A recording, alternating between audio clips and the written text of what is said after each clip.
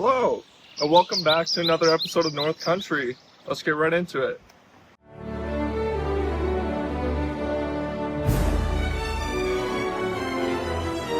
Alright, hi Pushok. Welcome back to a brand new video of North Country. This is episode 2. It's been so incredibly long since I last saw you guys. I believe it was beginning of October, end of September. I can't remember exactly when, but I'm finally back and I'm so happy to be back. There's been a lot of work that's been done from the first episode to the second episodes. It's a lot of stuff to show, maybe not so much to explain. So I kind of sped up the time lapses this time and I have a lot more to show, maybe a little bit less to explain. Let's just get right into the video. Also, this episode I'm using a brand new mic, if you see that little black square. Plus we have my cat here, Pushok. He decided to join in on the video, and then Shadow might be in here possibly too. Surprise, we have 2 cats, so that's the brand new update. Right, that's episode 2, just kidding. If you see me looking up again, I have the time lapse playing on my TV so I can see what's going on. All right, last episode we worked on the Bear Rapids queue and built the entire ride and kind of did a little bit of the shaping of what the land's going to look like. In this episode there's a lot, and I mean a lot, of rock work. Like you guys know, I may have mentioned in the last episode, the premise and kind of idea of North Country is it's this last frontier kind of wilderness type area. This specific section is going to be inspired by Yosemite. The mountain that I'm building right now is actually inspired by Grizzly Peak from Disney's California Adventure, but this is me actually building it. A lot of it was built with just singular primitives, so blocks and squares. And then also, like I mentioned in the last episode, the game had a pretty big update, which now was like months ago, but they've added new rocks. That's some of like the new rocks. If you see like the hind legs of the bear, that's what they look like. As you can see, they have a lot more detail and depth. With building this Grizzly Peak, which I call Kodiak Peak, you know, not to be confused with Grizzly Peak at Disney's California Adventure.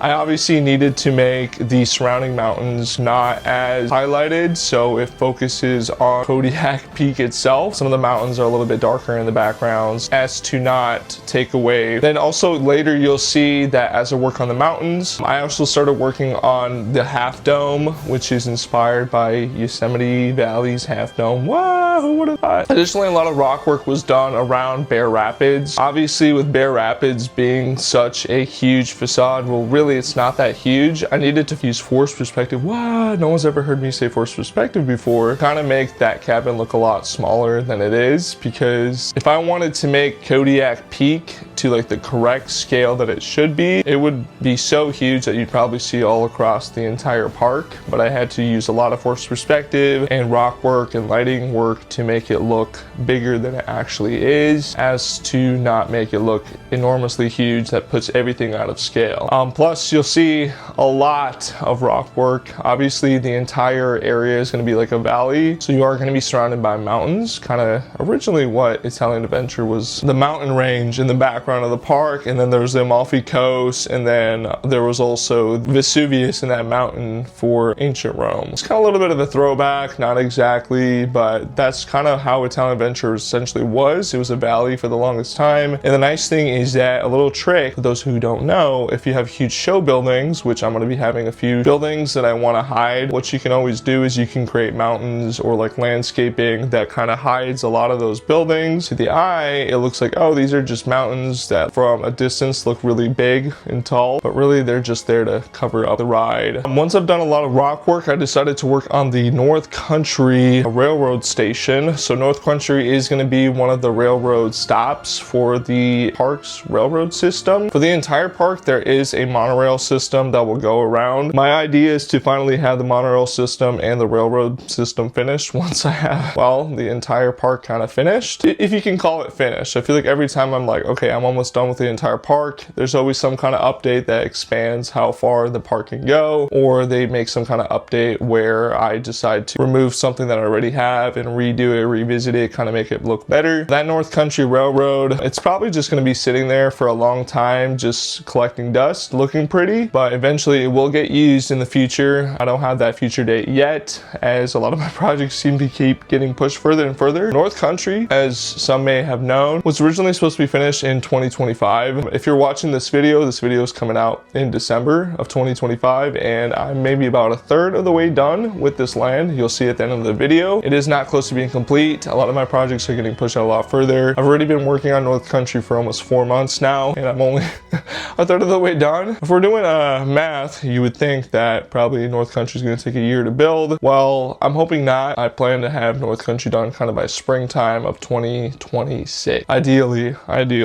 Hello, Shadow. Told you she's in here. Anyway, you may have saw me build El Capitan or El Cap, which is also part of Yosemite Valley. So we have the half dome, we have El Capitan. I also did start working on a Ranger fire station. This was kind of inspired by when I lived in Minnesota, there were a lot of like forests or national parks that would obviously have like an outlook. Plus, it just adds a lot more fun to the actual land. As there's also gonna be that North Country exploration trail, which you'll see me working on later, which I'm already seeing me working on it, but I know that with all my edits, it's gonna be kind of off. The North Country exploration trail is going to actually take up a majority of this entire land. It's not going to be accessible to NPCs, unfortunately, but it is going to be accessible to those who decide to visit the park. So it's going to be able to look a lot more detailed since I don't have to focus on the game's actual path system. So I can kind of make paths how I want them to look. So I added some trees, I worked on the cave, I made the 2 bridges that allow you to cross the river that Grizzly Rapids goes through, or Bear Rapids, sorry. I'm mixing up all my names here. It shows how often I've been working on this park. I mean, that's a whole different conversation in its own. As much as I love to work on the park, I also do have a life. This is not my main thing that I do with my life, believe it or not. Crazy. What? Essentially, kind of like a wrap up or a summary of this episode is there's a lot of rock work, and honestly, if going from watching the clips of the first episode to the second episode, I know that the first episode seems like it has so much more content in it. Now that's just because with this second episode, a lot of it was just like I'm making the rocks in the mountains, and I'm not just using the game's in-game like terrain building, which just looks so bad. Well, it looks so bad if you're trying to look for a more realistic look. Those are limited to just a single block size. The initial mountain range of the entire Italian Venture Resort was using the old terraforming. Anyway, I added the railroad station, I added El Capitan, I added Kodiak Peak, I also added Half Dome. Then I also started working on the exploration trail, added the fire outlook. That's about kind of a summary of episode 2. It may not look super exciting, but it was a huge improvement to what episode 1 was coming from. And I'm already excited to talk about episode 3, because in episode 3, I've already started, believe it or not. What? And that's gonna have even more improvements to kind of just make the entire area look a lot more alive too. I'm gonna be including more animals, I'm gonna be including more buildings. I feel like as I start building it, more ideas come to my mind. That's what I like, because I'm not just sticking to one blueprint. It's like, all right, so this is what I know I have to build. I like that in real time as I make changes, I can change how the park is gonna look. That's a quick episode 2. Not super long. Hope you guys enjoyed it. Hope it was worth the wait. I cannot promise that episode 3 is going to come any sooner. I cannot promise that those videos that I talked about in episode 1 are going to be coming anytime soon. I've had a really busy schedule, and as much as I love working on a theme park, I also have a lot of things I have to do outside of YouTube. I hope that you guys are patient with me, and I appreciate you guys tuning in. Whoever's watching and still watching, make sure to comment below your favorite part of what I built in this episode, or if you have any other cool ideas of what you'd like to see in North Country, feel free to comment below, as I'm always seeking feedback and excited to hear what you guys would like to see, as I've had a lot of people offer their great insight and it's been added to the park. Hope to see you guys on the next video. Goodbye.